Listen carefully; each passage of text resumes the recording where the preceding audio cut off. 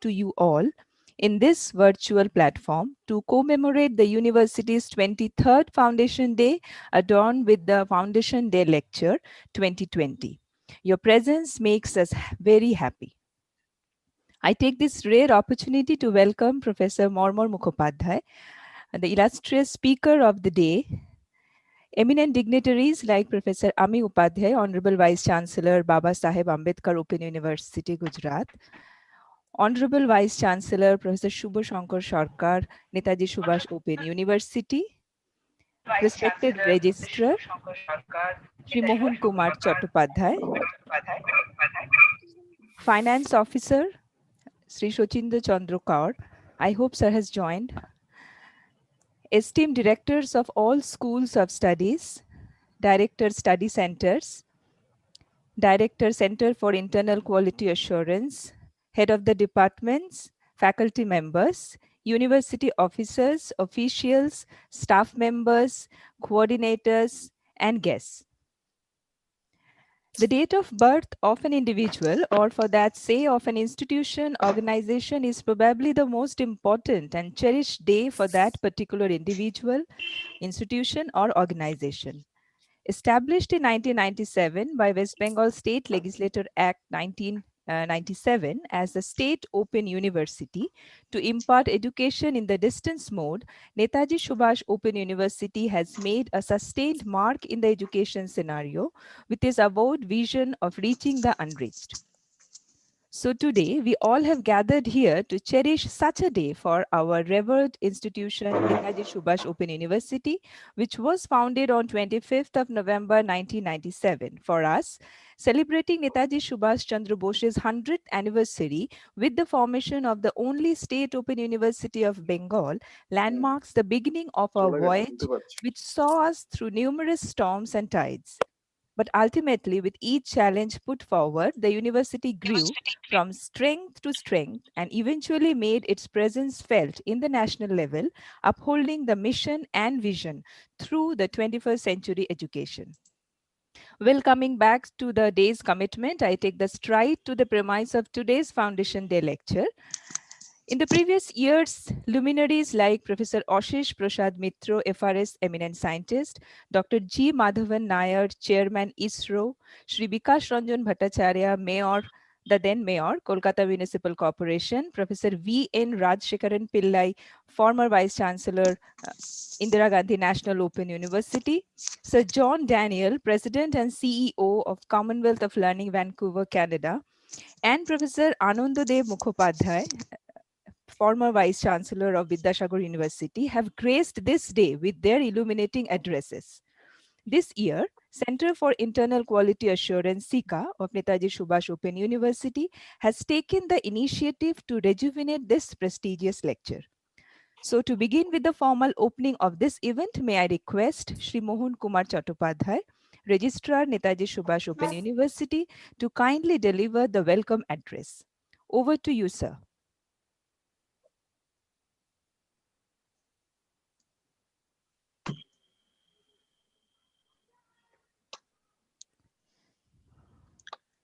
Good afternoon to everybody. Netaji Subhash Open University has organized this lecture to celebrate the Foundation Day of the university, which was on 25th November 1997. Today, we are lucky enough to have Professor Mormor Mukhopadhyay present among us, who will be enlightening us about open distance education for 21st century learning through this Foundation Day lecture. As we all know, Professor Mukhopadhyay, a renowned name in the field of open distance education, and was the former director, National Institute of Educational Planning and Administration, Delhi, former chairman, National Open School, and also the founder, president of Rabindra Mukta Vidyalaya, West Bengal, now renamed as West Bengal Council of Rabindra Mukta Vidyalaya. Professor Mukhopadhyay is welcome to this program to deliver his lecture. I would also like to welcome Professor Shubho Shankar Sarkar, Honorable Vice Chancellor, who will be delivering presidential address. All directors, finance officer, departmental heads, faculties, officers of this university are also welcomed to this program. All other participants from outside are also welcome to this program. I welcome all the employees of this university and all our members providing technical support. Now we will all be looking forward to Professor Mukhopadhyay's lecture, which I believe is going to enrich us greatly. Thank you all. Thank you, sir. Thank you very much for a perfect welcome address for this special day. Well, to start with the enlightening address for which we all are waiting, well, I'll just give a prelude before we invite Professor Marmar Mukhopadhyay.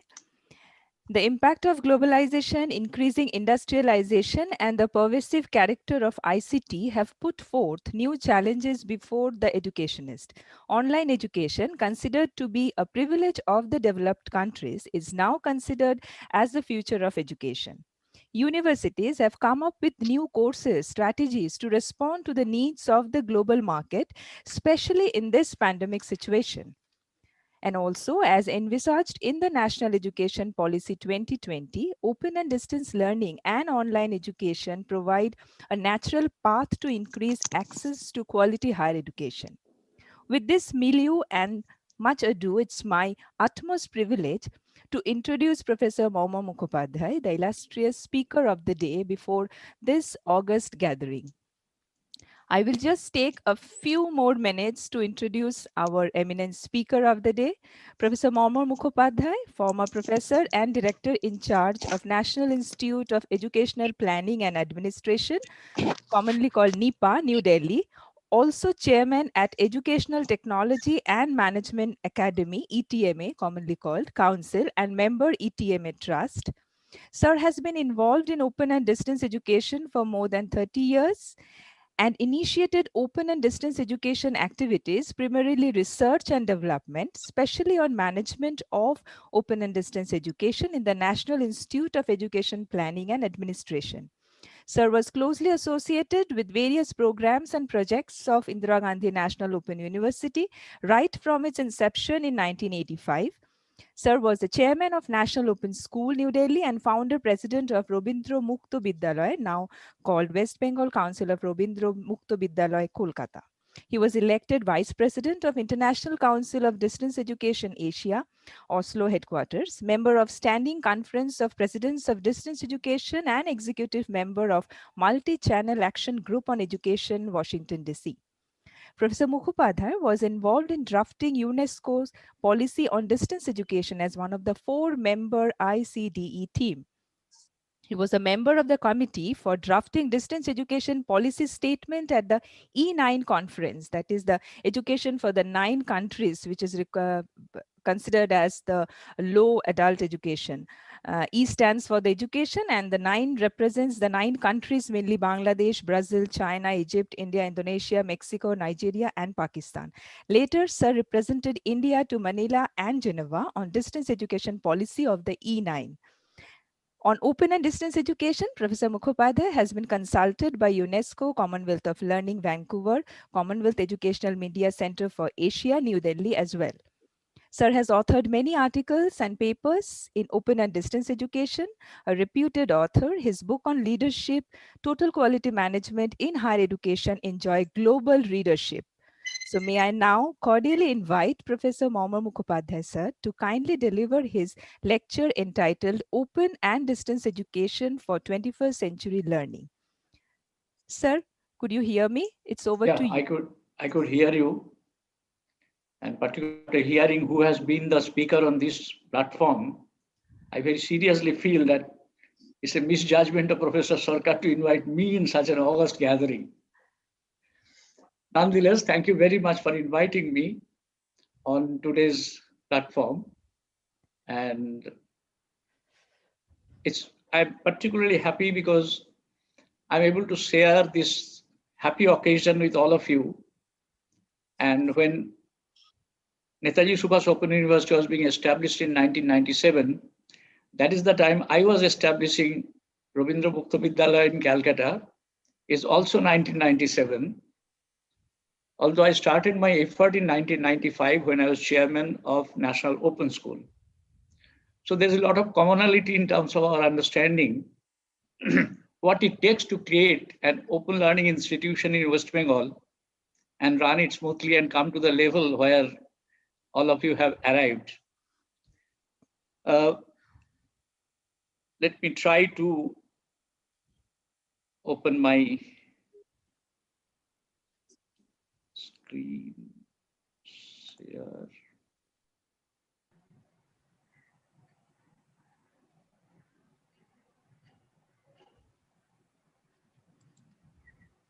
Oh.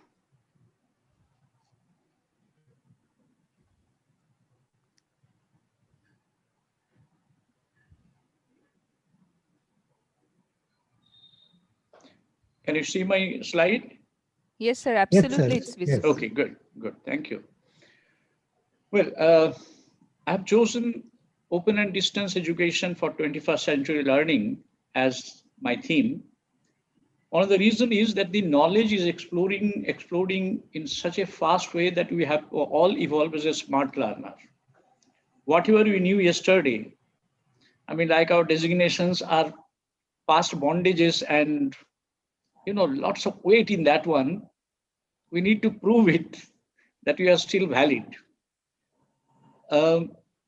This challenge of changing knowledge and changing times is a great thing. Even great learning once upon a time will not be enough to save us from obsolescence. Open and distance education is the only way to survive. Because there is no way, for example, last 8-9 months, we have not stepped out of our house. But for the internet, we would have been actually completely out of date. So the open and distance education mode has kept us alive during this time. One of your previous speakers, very famous Sir John Daniel, he wrote in his introduction that faced with the new training demands and new competitive challenges, many institutions need to undertake profound changes in terms of governance, organization structure, modes of operation. More and more traditional universities are rapidly transforming themselves from single mode to dual mode universities. Recognizing the importance of distance education in providing students with the best and most up-to-date educational resources available, in addition to the traditional teaching methods that they receive. The increasing number of open universities being established across the world is highly indicative of this trend. And let me say that John Daniel is not just one of the persons of Commonwealth of Learning's chairman, he was also ICT chairman. Of course, after my term was over, he's a phenomena in the field. So all of us, we refer to him, we quote him, and those of you who are familiar, he's still extremely active.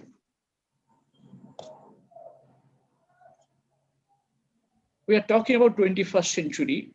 So first important question is, what is the character? I have called it the portrait of a 21st century.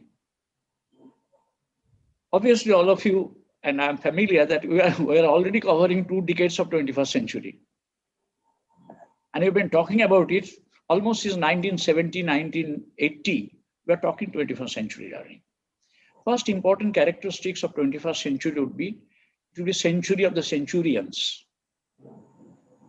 Lots of people will be achieving 100 years of age.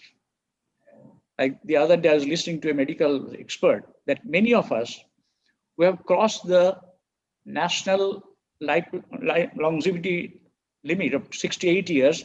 There is some kind of health phenomena which has kept us alive. Now, if some of you come across a very interesting book called 7-Day Weekend by Ricardo Semler, he's talking about 150 years will be the longevity. Now, what happens right now, we study for 25 years, we work up to 60, now it is 65. None of us are dying before 90. So what does one do between 65 and 90? And if that happens to be 100, Imagine 35 long years. What would you do? Ricardo Semler formulates that when it becomes 150, people will have multiple career in life. That is, somebody is a medical doctor. After practicing for 30 years, he said, okay, enough of it. Let me go and do engineering. So he goes and does another course in engineering for 5 years and becomes an engineer. After another several years, he thought, engineering is enough. Now let me do journalism. So people will roughly have about 4 different careers. Now the question is, if the century becomes the century of the centurions, what is going to happen to us? The only way to continue to learn will be open and distance learning, collecting micro-credentials, collecting badges, which may not be necessary for us, but not for job. Century of the connected people. Today, for example, Professor Aich or somebody was asking, where is it happening? I said, nobody can give you an address because Professor Sarkar is sitting in Calcutta. I don't know whether he's in office or at home. I'm sitting in my home in Gurgaon.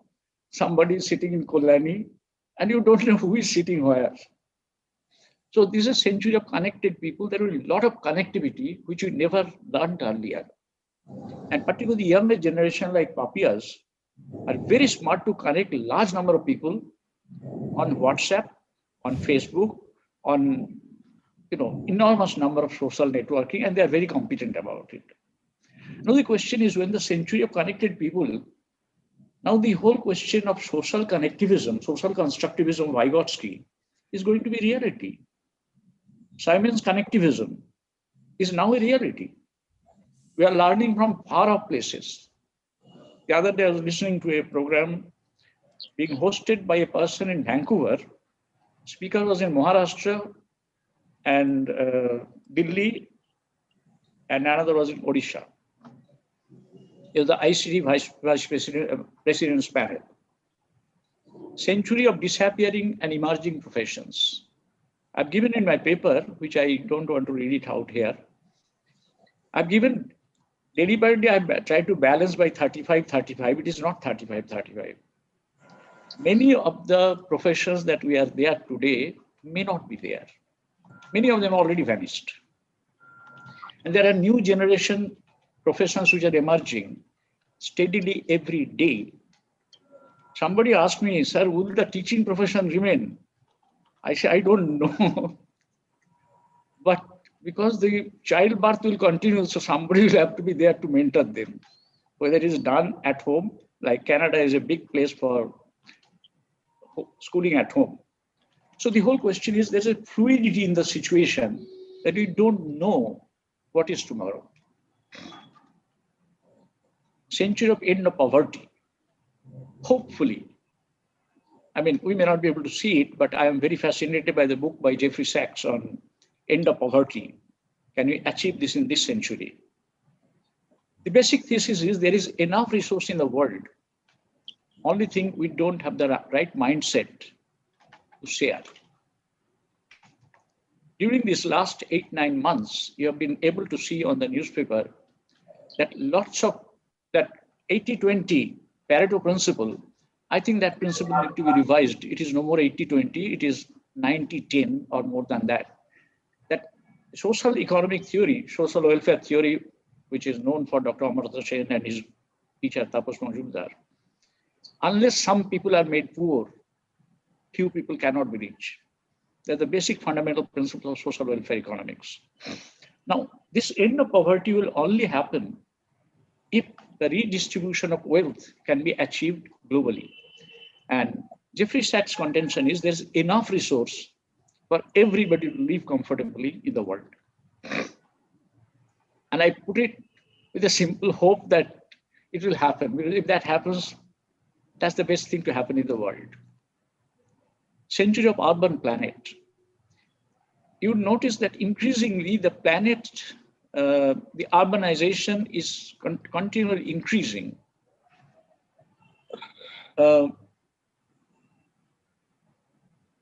It is now almost 55% of the world population will live in cities. So, like for example, we used to say 70% of Indians are in villages But then this scenario is changing, more and more urbanization is happening.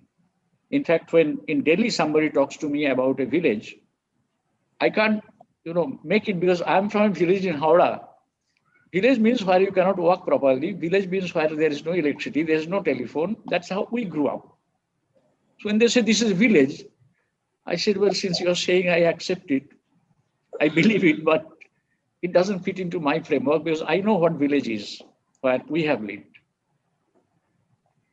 When you say century of urban planets, that means the facilities, if some of you are familiar with the Pura, which Professor APJ Abdul Kalam and Professor Indiresan was actually sharing with the whole country and the world. And I had a little bit of association with that one. Professor Indiresan came, I had a meeting with Professor Kalam when he was president. Next is important thing is century of global citizenship. Today, we do not know where will your students be. Like, for example, Professor Abhijit Bandyopadhyay is a Calcutta student, but he has nothing to do, he's in Harvard. So your products, we do not know where will they be. And we need to absorb. For example, if you see the Trump-Biden drama, whole world is interested. Why? That's a country. Nobody bothers about it when it happens in Mexico or India or Pakistan or anywhere. Now the whole global phenomenon is changing. Why you are so concerned about China? Century of artificial intelligence. I mean, national policy has talked 12 times artificial intelligence as disruptive technology. For me, it's an important reformative technology. It can change. If you look at British document, which came out 2019, they're talking of bringing in artificial intelligence, machine learning, and all that to reduce the load of the teacher. They're saying what a machine can do, why should a teacher do? Let the machine do it. I mean, one of the things that I can cite is about the assessing the examination papers. Long ago, 1969, I was in Katwa College and I was given the examinership. That's the first time and last time I've done an examinership. I thought it's so boring. That same question, I've got for 300 people. So I said, is it something to be done next year? I said, no. They said, no, sir, you will get money. I said, give the money to somebody else. By that time, I'll be able to read something, write something. I have no interest. Now, artificial intelligence, it is already, I was consultant to Xerox Foundation, Xerox Research Center in India. What they are trying to do, and they have developed already for objective type test is no problem. Now they are artificial intelligence predicting that maybe another 5-6 years, we will be able to respond to even essay type questions. Now that artificial intelligence is going to take over many, many of our activities, not threatening us, but relieving us from what we are doing, but we don't want to do. Century of schools without walls. Now today, for example, last 8 months, millions of schools in India are functioning without any wall. Right now, we are also sitting.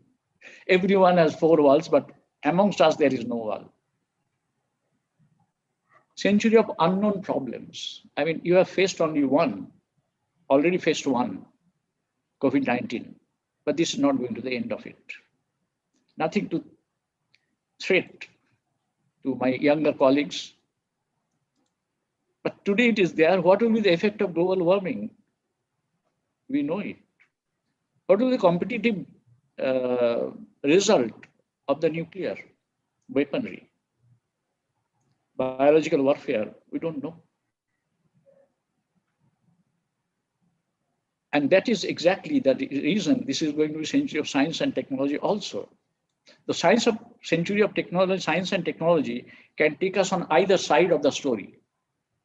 It could be devastating, it could be enlightening and elevating. So for me, these are some of the attributes or some of the portrait of 21st century. Okay, somebody has raised his hand and Professor Sarkar will decide whether to take the call or finish the A. I'm comfortable either way.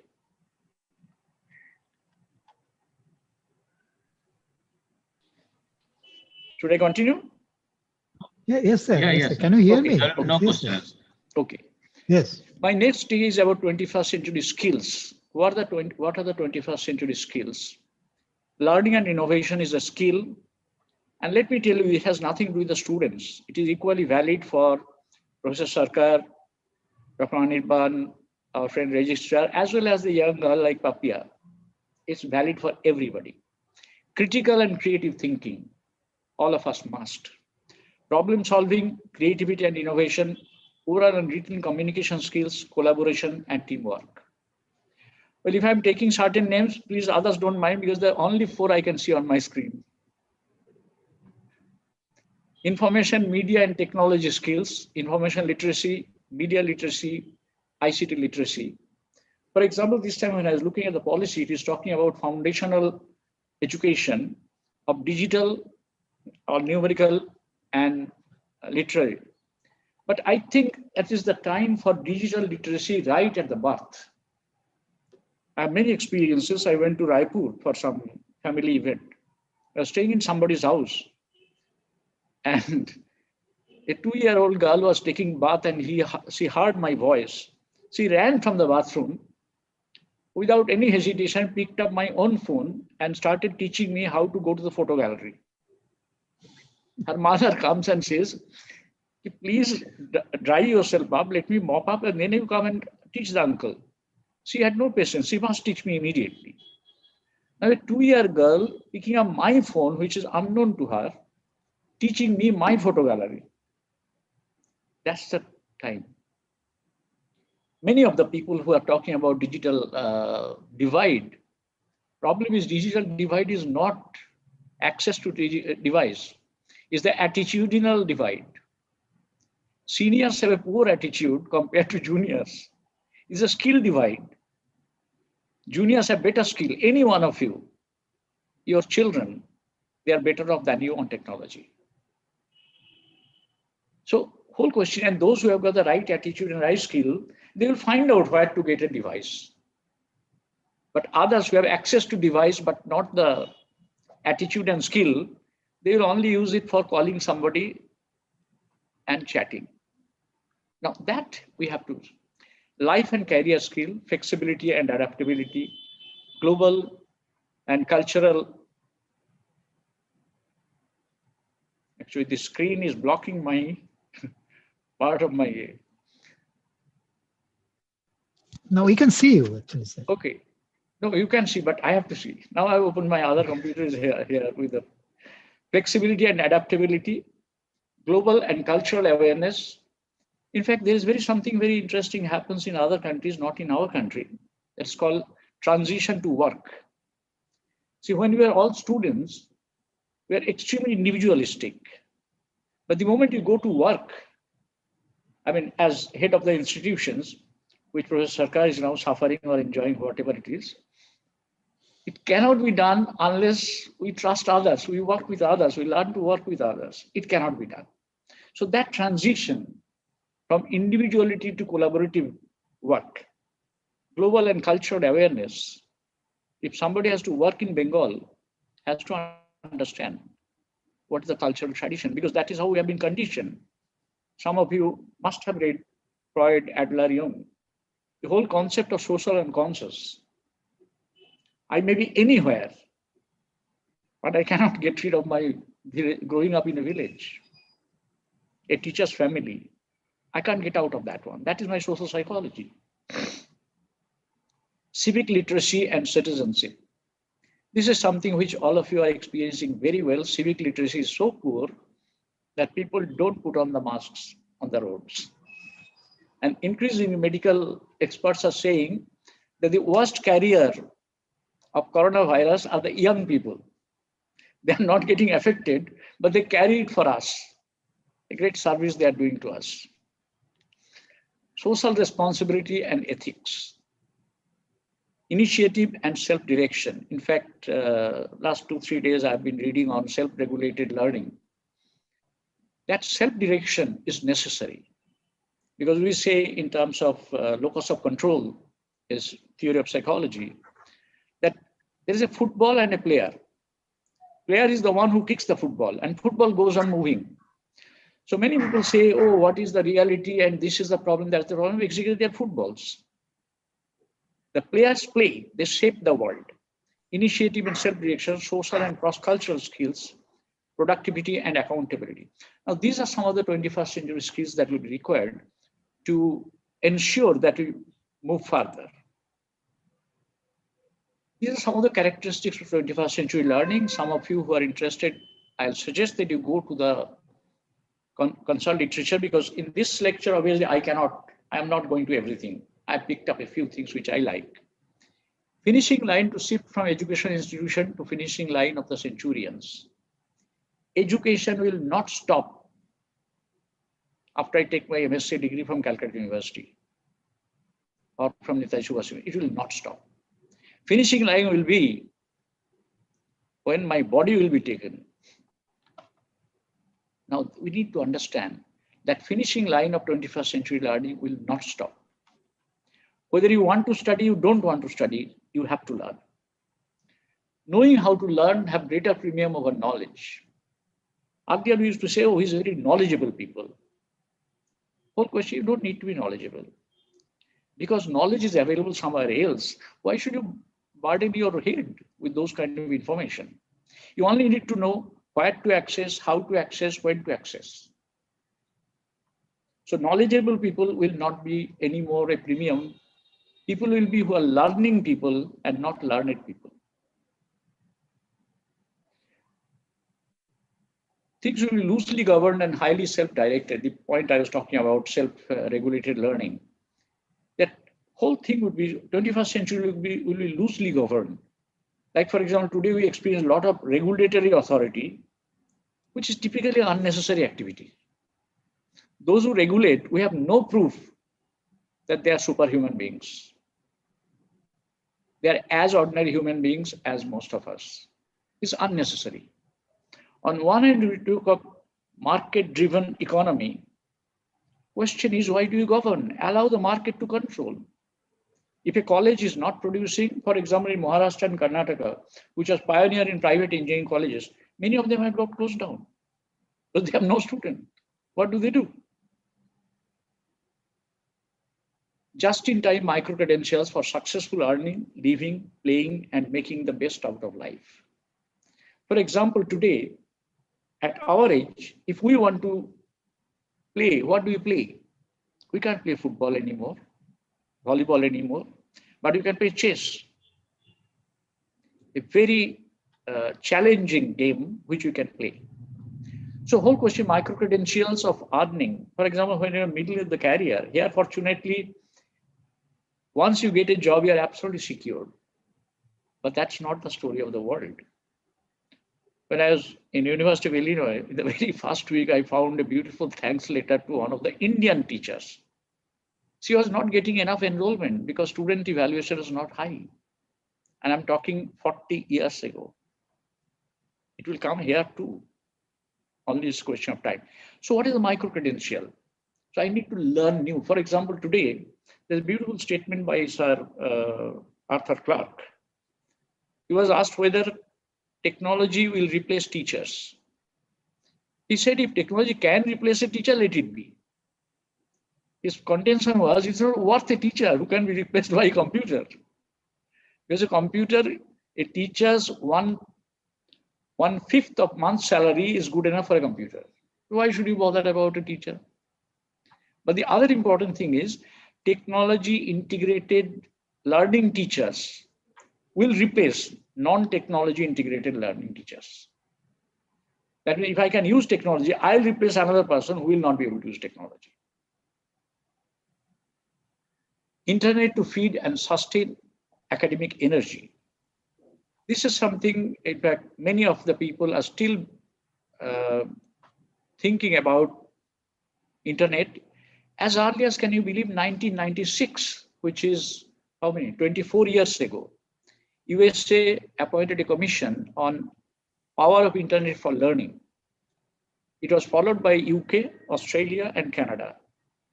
I wrote at that time to the Planning Commission, a group was working in which Professor Abdul Kalam, APJ Abdul Kalam was also there.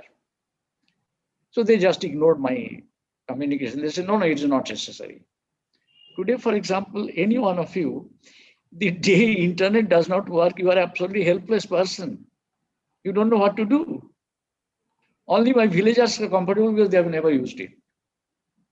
But you, the scholars, you just don't know what to do today because internet is not there. Learner center, data rich, adaptable, the whole 21st century learning is going to be changed. There are a lot of people still unfortunately believe that students learn because they teach. Evidence is exactly reverse. Students don't learn because they teach. Or we say students learn despite teaching. Question is, by catalytic intelligence, every new generation is more intelligent. Most of you sitting there are more intelligent than me because of your age advantage. I have only experience. I have more time to read, but you have the better time, better intelligence to grab fast. Your brain neurons get quickly create synapses and brain patterns. So you are better learner. Now we come to the question of NSOU, Netaji Subhas Open University in a context. As I mentioned, I'm actually dividing into NSOU, then go to OD and come back to NSU. First important thing we need to understand as head of the institution I have experienced is the environmental mindset, educational development of the state where you are and competitors. NSU often claims, today also Papia said, the sole open university, but you are not the sole distance education institution in Bengal. There are 4 or 5 dual mode universities. All right, so let me quickly go through this.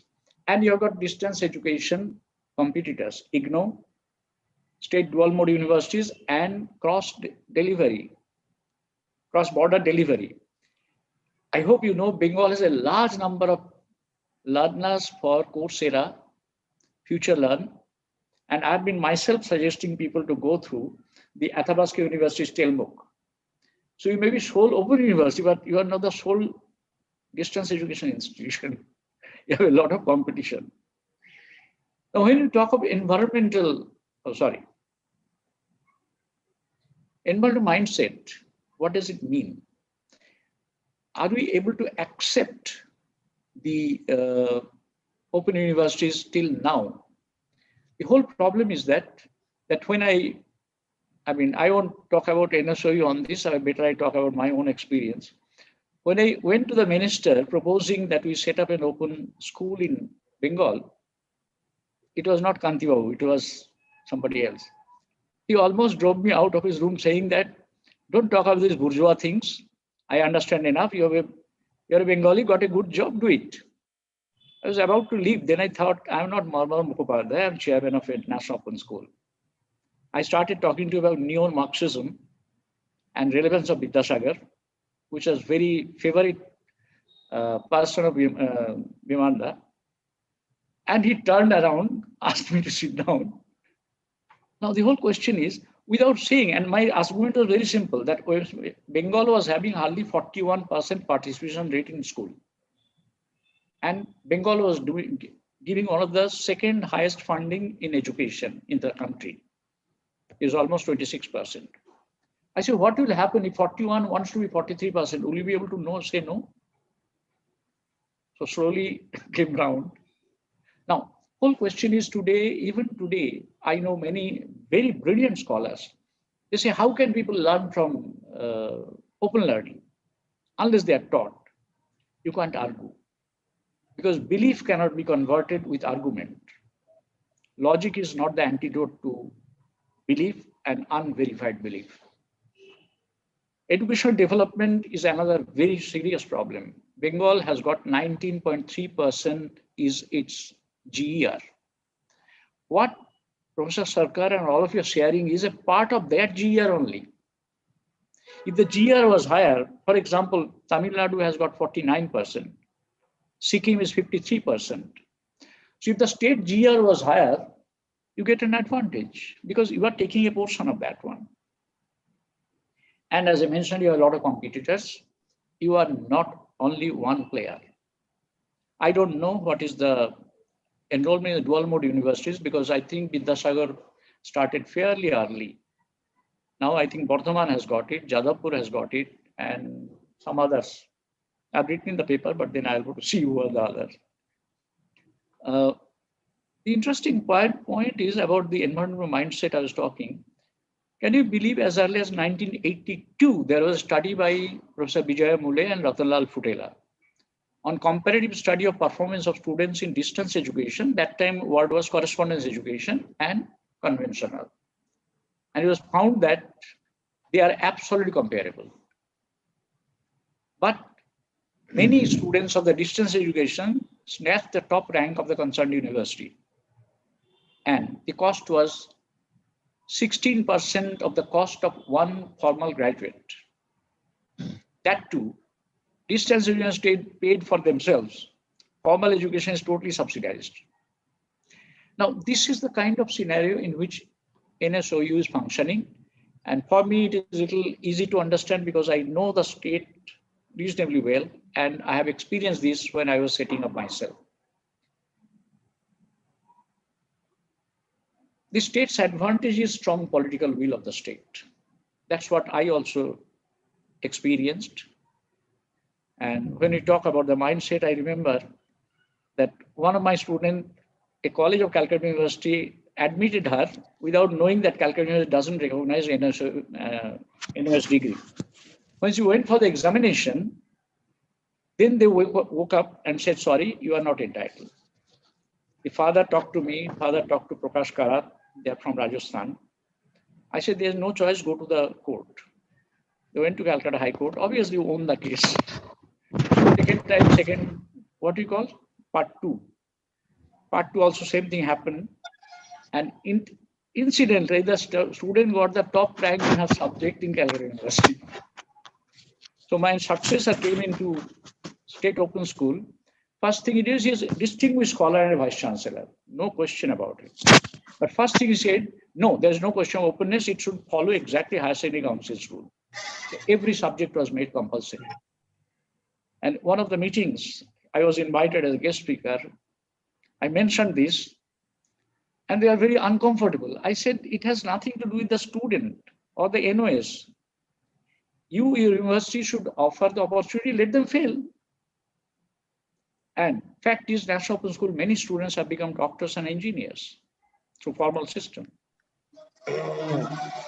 What Netaji Subhash Open University is finding it difficult is the mindset deficiency. That is, there are not many people who still believe, and I was sharing with Professor Sarkar on a phone, 1932, International Council of Distance Education was constituted, of which I was vice chairman in 94-98 term. Even 100 years is gone, still we are not opening up to see, examine what is open learning system. Examine, then discard. I have no problem with discarding, but don't discard without examining. GER disadvantage, because we are one of the low GER range. Bihar is the lowest, and we are fortunately, we are second lowest or third lowest. Several competitors in the state. So when you are talking of your enrollment, etc., you have to remember in what situation you are working. Interestingly, this is what a great achievement of Netaji Subhash. All India Ministry of Human Resource Development figure, 10.6% of total enrollment in higher education is in ODE. NSOU has 4.5 lakhs out of 21.42 lakh enrollment in higher education, which means NSOU is providing 21.01% of total enrollment, which is double the national average. Now, important point I want to draw, despite that you are having the GER disadvantage, mindset disadvantage, still you are performing double the rate of national. This is something extraordinary that you are doing. Except that possibly NSU does not know how to flag their achievement.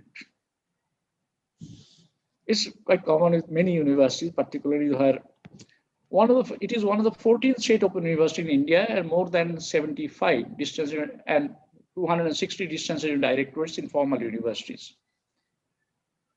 It is one of the 75, despite what John Daniel said. Actually, world does not have many open universities. It has just 75.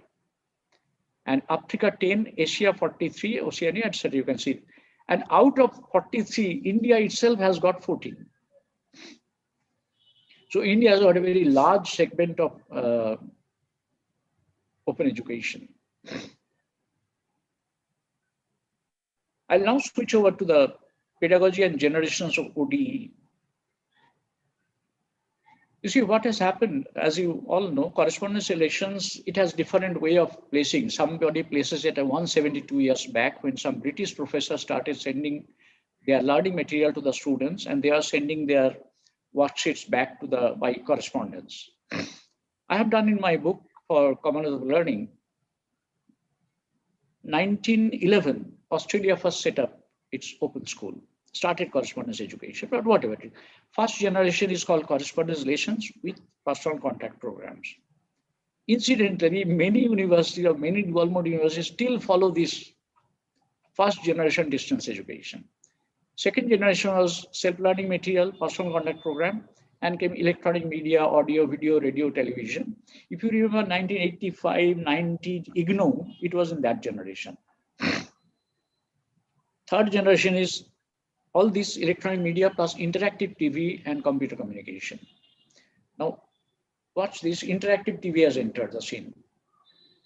Fourth generation is all this plus teleconferencing, computer-mediated education, learning analytics, mobile learning, learning hubs, and online, which you'll now find with the old story of British Open University, UK Open University.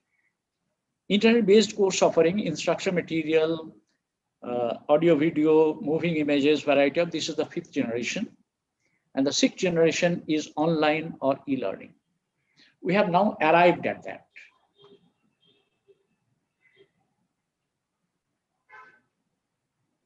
UNESCO has done a much simpler, particularly those scholars who want to research and write, for them it is much simpler. It says correspondence system, educational radio and television system, multimedia system, and internet-based system. This is the kind of expansion that is happening. Coursera has got 45 million, edX has got 25, but important point is SWAYAM, starting in 2017, is the fifth largest in the world with 10 million. But there is a catch in it because government is making it compulsory. By August 2020, the course count had reached more than 18,000, and these programs attracted 110.5 million learners. The issues that we have, the other day we are discussing with Professor Sarkar and several other vice chancellors, we do not know what is our actual enrollment because there are some who are hibernating, some who are drop out, and people are talking about 10 to 12% is the completion rate in online education. But there's a scholar, he said that is not correct because a lot of people may not need certificate, but they need learning. So what they do, they take the course, but don't take the certificate. So that is called non-certified learner. Its number is fairly large because for upgrading, many people may not require qualification, but they need the skill. What's the future?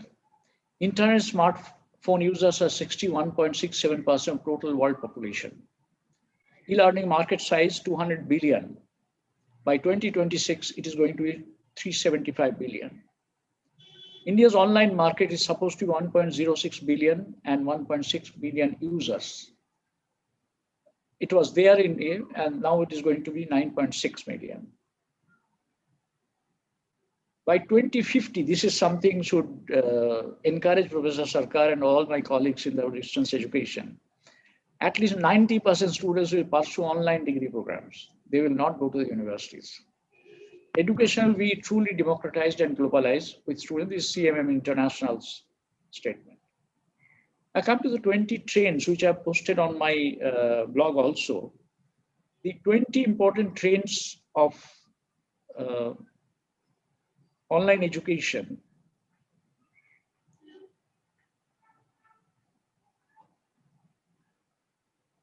Just a second. Yeah. First important trend is MOOCs. All of you are already familiar. 900 universities in the world announced 13,500 MOOCs. But without going to the details, this is going to the. But remember, a lot of things are being told as MOOCs, which are actually not MOOCs. All videos are not MOOCs. They are video, digital content. OER, 112 current and proposed OER policies in the whole world, and estimated 1,600 OER repositories in the world. Discussion forums, hosted on e-platform like Google, Microsoft Teams, Cisco. We are right now on Zoom. This is going to be the new norm. Blended learning. Here, of course, blended learning, they're talking about mixing online learning with face-to-face. I interpret it very differently. Whenever you mix or blend multiple strategies, that's blended learning. Electronic delivery of learning material. Electronic delivery. So instead of print material that we used to do in NOS or IGNOU, now it could be uploaded. For example, NSOU is already uploading and students can retrieve it from the platform. They can get it downloaded, they can save in the computer, they can print it. Online examination and assessment. Now that I always say that what we could not do, the educational technology in the last almost 40 years, COVID did it in couple of months. They taught everybody how to use technology. Student hub is becoming one of the important development, one-stop shop for students for all kinds. UK Open University uses very interestingly this for personalization also. They trace the performance, and when they found a person, this was published in one of the papers I read, found a person was doing it very well, but all of a sudden it's going down. They called him up and talked to him, what is the problem? Problem was there's some problem of health at home.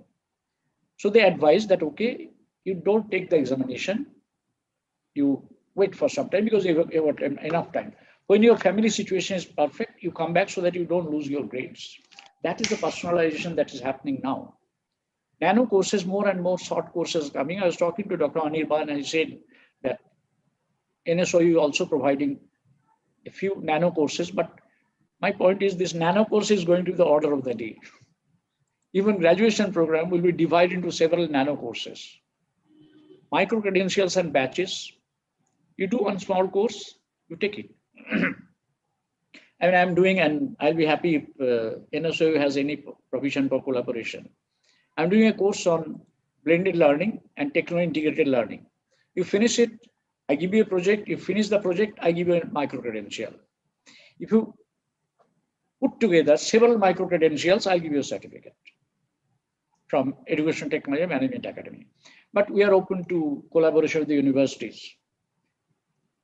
The other one I have already told, beyond 1823, education is not going to be 1823. That will be a small segment. Cross-border delivery, I've talked about it. Changing demography. World over, more and more women, weaker sections and minority communities are taking to distance education. 1992, I did a consultancy for World Bank in Yemen, and my consultancy was distance education for the women because they don't come out of the homes. So almost 28, 30 years ago, they started thinking. And a small country like Yemen. Integration of private providers. This is again, I'll suggest that you please look at the British document. That today, for example, for Future Learn, Coursera, Udemy, Udacity can do is marvelous work for you. They need not be competitor, they can be collaborator. In fact, British government is encouraging private providers to get integrated to the open learning system. Participation of global organizations, all of you know, UNESCO, OECD, COL, World Bank, all of them are now actively engaged in distance education, online education. This is a very important development because that creates a kind of reputation. Government, our own government, just 2 years ago, they are talking about no distance education, no professional education. Now, when they set the target of improving GER, they realized there is no choice. They became all of a sudden very good friends of open and distance education.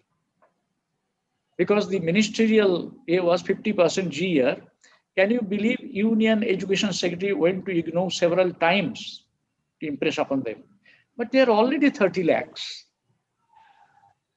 But strategic difference is we are only 14 open universities. There are many more states. Why don't we launch there? Policy shift of the government is a very important.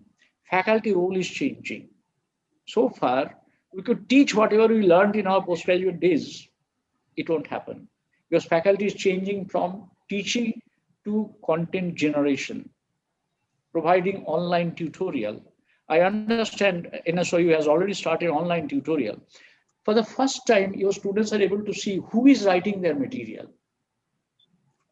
Mindset shift, which I talked about with the globalization, global organizations coming in, there's a lot of mindset shift.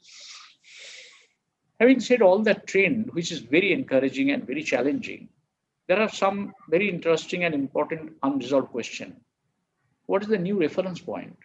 People used to say reference point should be formal education.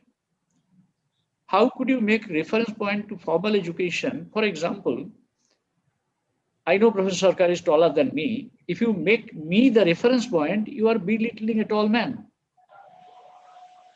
You must find, because conventional education is poorer cousin than the ODE. So that reference point is no more valid. What is the relevance of segregation of formal and ODE? There's no student today, no learner today who does not use both. Formal student is using television, telephone, talking to his peers. So this is, what is the future of formal classroom-based education? Will it be there? People don't realize when they talk about teacher, teacher is not a standardized meaning. For example, in 39,000 colleges, you might have double 80,000 teachers for mathematics, but are they same? But in open and distance, material is standardized. UK Open University or the class material, wherever you are, whichever country, you get the same quality. What's the relevance and role of regulatory authorities? It's a very serious question. Is it a regulatory authority or is it a blocking authority? What are they regulating? Their job is to stop expansion or their job is to only see the quality. For example, one of the things that I understand is saying, unless you have got a conventional distance learning program, you cannot do an online. Why? It has nothing to do with each other. Online education is a different generation. FutureLearn did not have anything. Coursera did not have anything. edX did not have anything. They launched on online. Was the use of geographical boundaries. For example, all our state open universities have said that they have to perform only within the state. Maharashtra within Maharashtra, I think NSOU will be in Bengal. What is the use of this? If you are talking of online, I can access anyway, otherwise yours is not online. The moment you say OER, I should be able to access from anywhere in the world. And remember, if Bengali is your medium, is the medium in Tripura, medium in Bangladesh. I mean, why should we not learn together? So these are some of the questions which I think needs an answer, which we are not looking at. Because any presentation today without reference to national education policy remains, but I'm looking at this issue only from the angle of NSOU. Government of India has talked about pilot studies, but I think that is not the beginning point. Beginning point is meta research. There's a lot of research on online education and open and distance education. Why can't we stand on the shoulders? Isaac Newton said, if I'm able to see little long distance because I'm standing on the other shoulder, because its height gets more. Question is, today we don't do the meta research. My submission to Professor Sarkar on this occasion is to engage some of your younger colleagues to do meta research. More than meta research, what is the current trend is meta research. Because in meta research, if you have done, say, meta research on 50 or 60, if you do 10 such meta research, you get the result of 500 studies. Pilot study on online education, you are already doing, as Dr. Anirban told me. You can launch a pilot study to see what is the result, what is the reaction, and how it is working. I think that's very in-depth study of online programs. It's not pilot study, but in-depth study. content generation for online education. I had seen many videos of NSOU. They're excellent quality. But fact is that duration is longer. And world over, including India, and since this has been my own field of research, normally videos are able to sustain interest for 6 to 8 minutes. As you'll see, most of the MOOCs are around 5 minutes. Because that's the time. So it's very tough to do something in 5 minutes because teachers, and similarly also I find that most of the teachers are not coming with a script. They're coming with a PowerPoint presentation. That's not enough. There must be a script. OER policy and OER repository, I don't know. Government of India developed a OER policy, but never approved it, drafted. I think NSOU has OER policy and OER repository. I'll learn it more because this is what Sanjay told me from COL. Now, I think what is time for NSOU is change gear. Reach the generation 6. You don't need to go one by one. That's the regulatory authorities concept. It's a very out of date concept. Today's concept is quantum jump. You need to arrive at generation 6 pedagogy. You don't need to go through all the steps. It's not necessary. Enter era of People's University. This is what some of you may remember when Professor Takwale set up OICMOU, the first vice chancellor. He talked it about People's University. One of his outstanding work was training illiterate grape growers. Those grape growers became the exporters of grape and grape products. So when you say People's University provide nano professional development and life enrichment programs, research and innovation, it's an important occasion in the life of NSOU. Any I've copied the traffic signal, stop, look back. What have you achieved? What have you missed? Plan forward. It's doing very well. NSOU is doing very well. But my question is it the best in India? I don't have an answer. Is it one of the best in the world? And question is, we need to imagine. I remember one incident. I was conducting a training program for principals of DAV schools. So one DAV school principal told me, sir, we are the national champion in basketball. So we all clapped and did the congratulations. When the clapping was over, I said, why is it not Asia champion or world champion? She told me, sir, I never thought of it. I said, you are from Punjab. You need sturdy, tall girls to be champion. You have all that material and the skill, except that you did not have the ambition. He said, that's right. So one of the important problem in I think is our ambition is not, dreaming is not a sin. Not dreaming is an offense. I want universities to dream. And to quote Professor Kalam, you have to dream before your dream can come true. My fundamental message is you have all the capabilities, you have done very well, but don't be satisfied. Little dissatisfaction keeps us going forward. Dissatisfaction is the end of the road. And it's a journey, it's not a destination. I wish you all the best and thank you for the opportunity to share this happy occasion with all of you, particularly Professor Sarkar, who chose among all those big names in the world and the country, an insignificant name like me. I'm really thankful to Professor Sarkar and all of you for listening to me, and I'll be very happy for any collaboration that is necessary. Thank you very much. Namaskar, sir. Namaskar. Namaskar. Thank you. Thank you. Thank you very much, Professor Marmar Mukhopadhyay.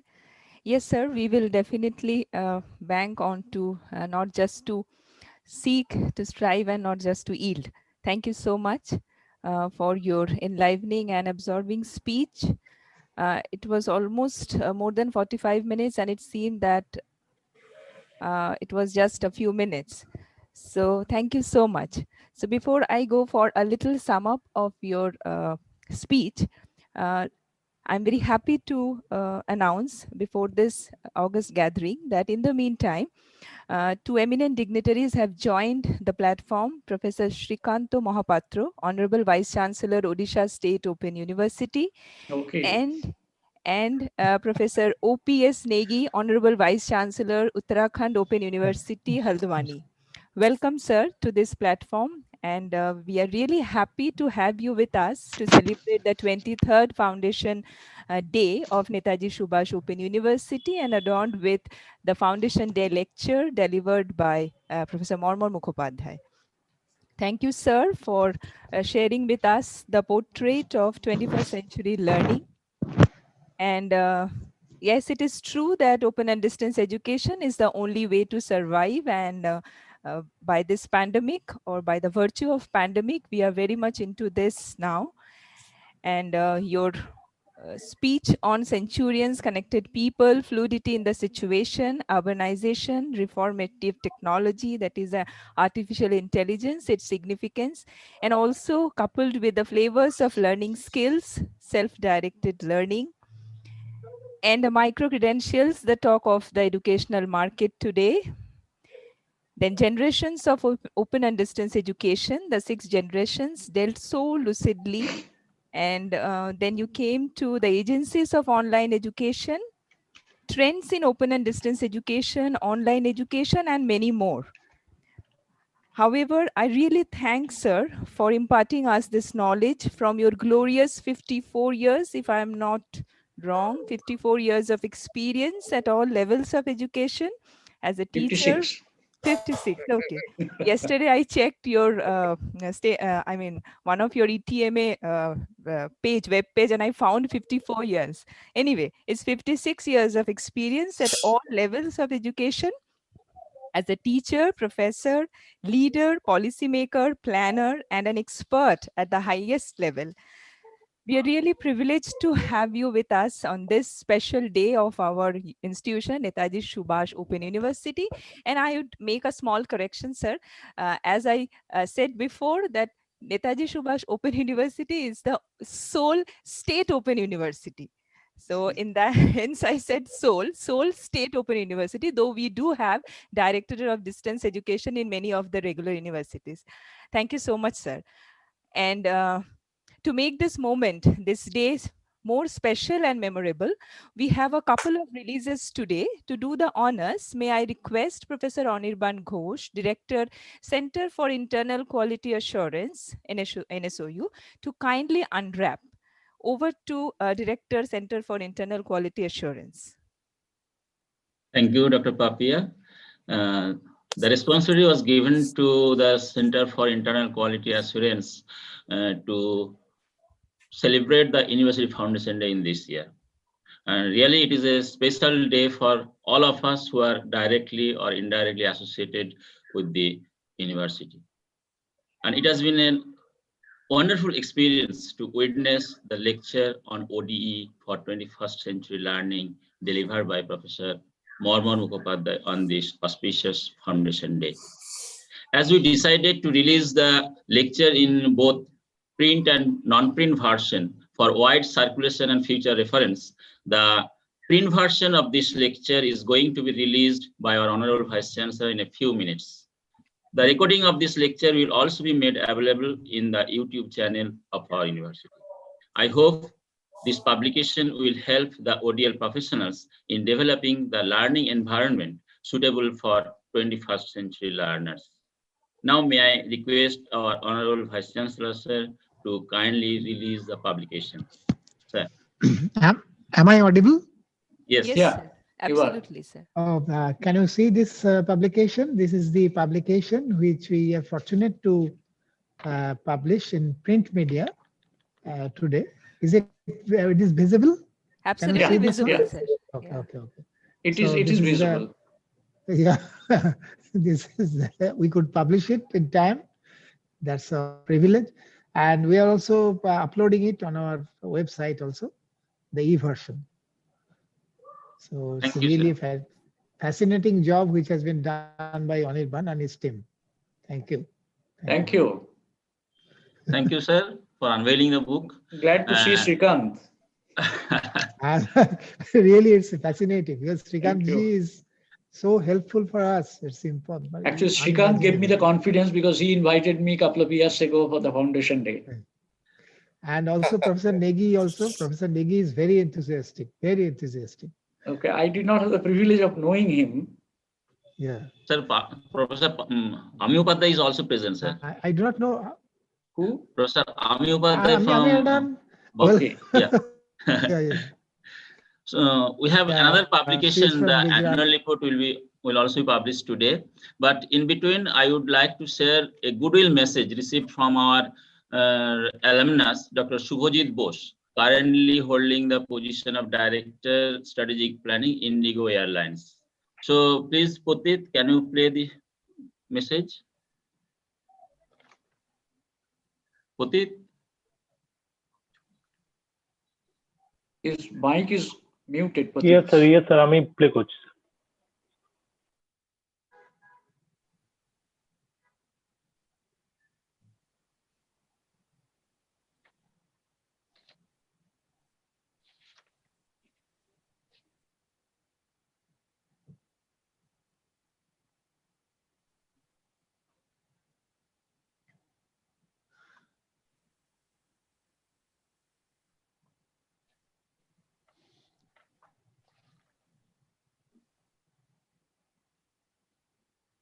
How we put it?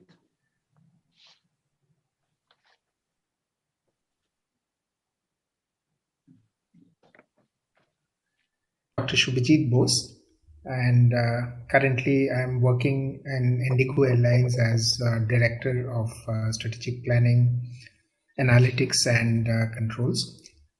I did my PhD from NSOU, and I'm grateful to NSU for the opportunity that I got. I think it's a fantastic place for learning, especially for working professionals like me. I think the most important aspect is the people, who run the university. They are so approachable. Being a working professional, a lot of times you can't, do a lot of things which regular students can do. And I think the administration at NSOU is, so helpful, and they helped me throughout my journey during the PhD. Whatever I required at any point of time in between, I was very busy with office work. So I think overall, my experience has been excellent with NSOU, and I have a lot of respect for the team there. Of course, the degree is recognized, and it helps as far as your positioning in the industry is concerned. So NSOU by itself is a big brand, and very, very focused with rock solid, focus in terms of academics and the industry interface. So overall, fantastic experience, and I really wish NSOU to grow even bigger and even better. Thank you very much.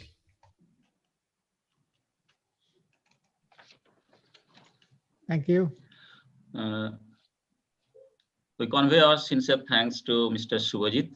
He is an alumnus, and we are very happy to receive his message on this special day. Yeah, is Dr. Shubhajit Bose. And I would also like to inform the August gathering that currently we have about 2.6 lakh alumni, and we have also developed an online alumni portal where the pass out students can register their name with credentials. We have developed this portal.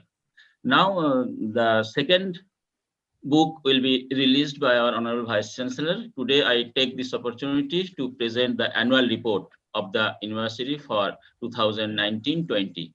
And as we know, the annual report is a presentation of all records and events of a particular year. It reflects our journey and commitment towards certain goals.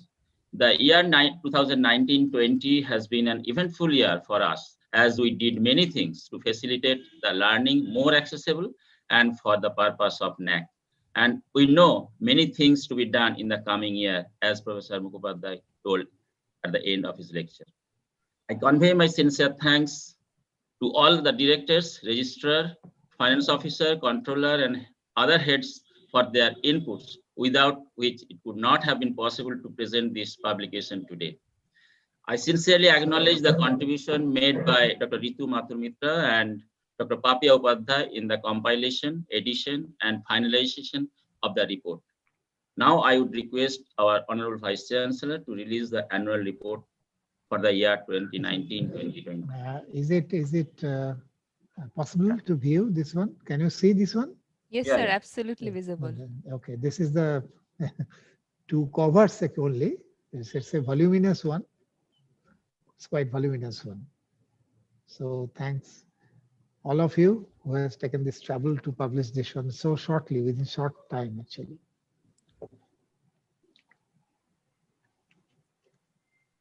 Thank you, sir. Now over to Dr. Papia. Thank you, Professor Anirban Ghosh, for the special releases. Before this August gathering, we have almost 4 Honorable Vice Chancellors with us to celebrate this day, and it is making more special and more memorable.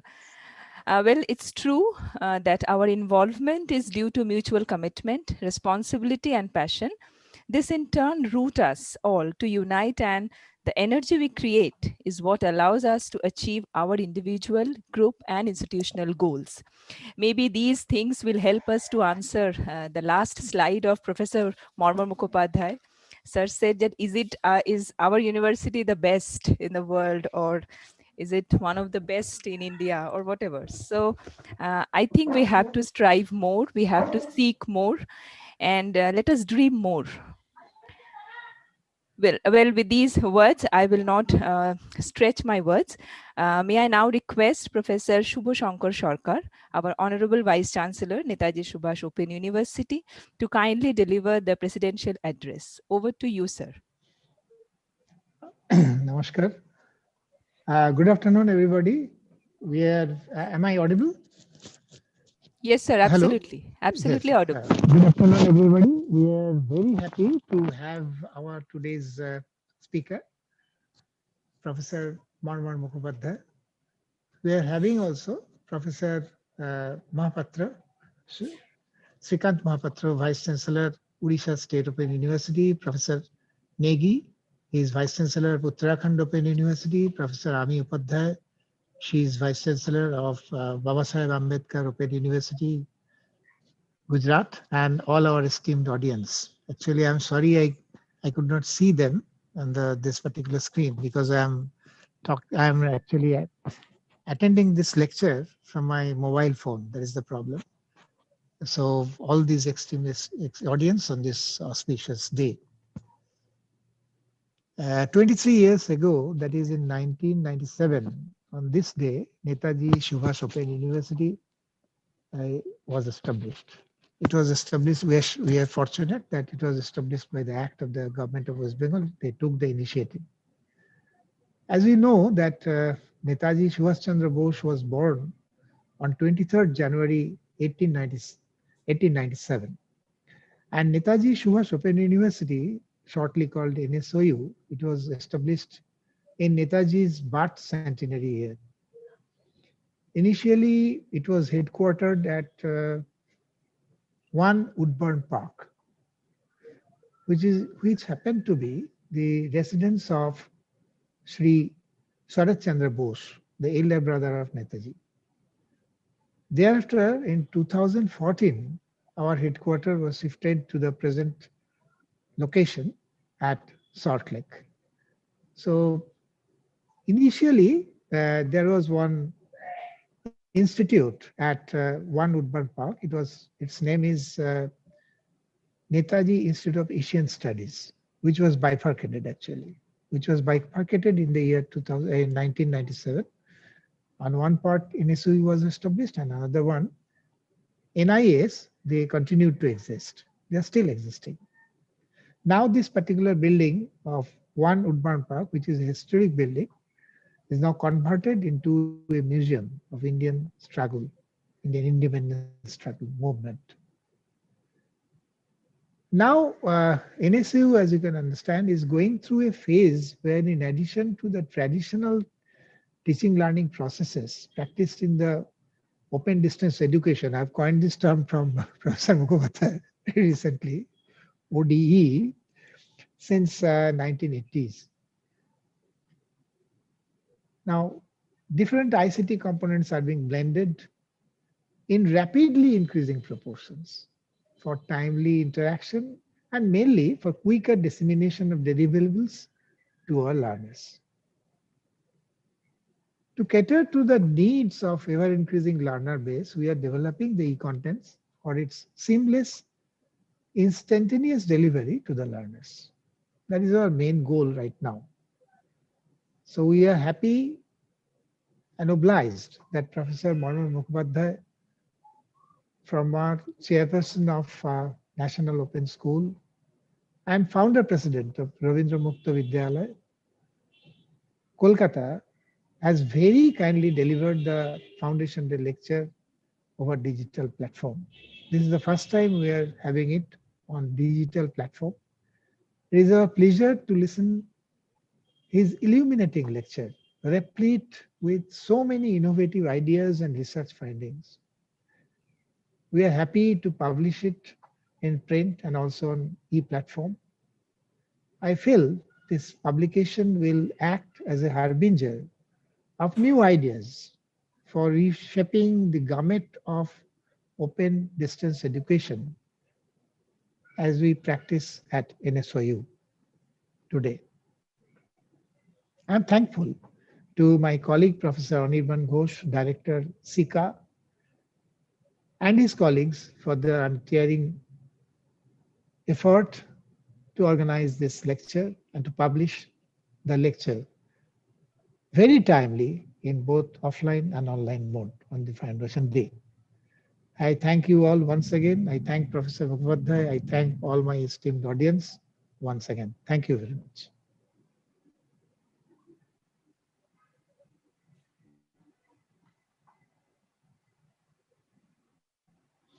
Over to Anirban. Anirban? Yes. Can yes. you Papia? Okay. Yeah, Papia is there. Okay.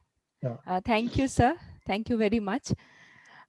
So apart from being just a higher education institution, Netaji Subhash Open University commemorates a lot of nostalgia and also pride for Bengal and Bengalis, and thus stands strong in the national level. We are trying our best and we will continue so. And as it is evident that the event is now approaching towards the end of it. So I now request Srimati Priyanthi Bagchi, Assistant Professor of Economics, Netaji Subhash Open University, to propose a vote of thanks. But before that, I just forgot, I want to announce a small thing that the two releases that has been done right now, the annual report of 2019-20 and the lecture, Foundation Day lecture of Professor Marmar Mukhopadhyay. These two e-volumes are uploaded on the website. The participants, delegates, invitees can easily access them on our website. Our website is www.wbnsou.ac.in. So if you want to have a view of it, want to download it, you can just visit our website and get these valuable treasure. I mean, especially Professor Marmar Mukhopadhyay sir's lecture. So without much ado, I will now proceed towards the vote of thanks, the final part of our event today. So I'd request Srimati Priyanthi Bagchi now to deliver the vote of thanks. Over to you, Priyanthi. Am I audible? Yeah, you are absolutely audible. Okay. So our esteemed chief guest, Professor Marmar Mukhopadhyay, my honorable guests, fellow colleagues, and all the participants, I deem it a great honor and privilege to propose the formal vote of thanks on this memorable occasion of the Foundation Day of our university. I, on behalf of NSOU and the entire fraternity present here today, extend our sincere thanks to Professor Mukhopadhyay for taking time out of your busy schedule to grace this occasion. Today we celebrate our Foundation Day. Now, this is indeed a special day when the entire family of our university has a chance to reflect not only the beginnings of our university and its founders, but also on the significant development since the university's inception. It is a day set aside to celebrate our origin and revisit and reconnect with the continuing journey of the university. We celebrate that we are blessed with such beautiful surroundings and wonderful facilities. We celebrate the joy of learning as we develop in mind, body, and spirit, and we celebrate the bond that we share with past and present members of the NSOU family. I would like to take this opportunity to thank our Vice Chancellor, Sir, Professor Shubho Shankar Sarkar, for his continuous support, encouragement, and guidance towards us. I would also convey my sincere gratitude to the Registrar, Finance Officer, all the Directors of School, Director, Study Centers, Director, SICA, Controller of Examination, academic and non-academic staff of our university for their wholehearted support for organizing this university. This occasion gives us the family members of NSOU, an opportunity to take stock of our achievements and rededicate ourselves to face the new challenges that lie ahead. Thank you all. Thank you very much, Srimati Priyanti Bagchi. So here we come to the end of this event today, which was really eventful with being so many dignitaries with us, of officers, officials, faculty members, directors, and all the members of the Netaji Subhash Open University. So shall I request Professor Anirban Ghosh to do the needful as we have come to the end of this event? No, it is now end. Okay. It is now end. Okay. So we can leave the meeting and yeah, we all of us can sign off now because it is over already now. The vote of thanks has been proposed from Yeah. the university, so the meeting has been ended. Okay. Thank you. Okay. Thank you, thank all. you everyone. Thank you, sir. Thank you. Thank you. Namaskar, Sir. namaskar. Thank you for Namaskar joining. to all. Thank you. Namaskar. Thank you. Namaskar. Ji. You can leave the meeting. Yeah. Okay. Thank you, sir. Thank you, sir. Namaskar. Namaskar. Thank you. Sir আমি তাহলে and করে দিলাম sir Okay.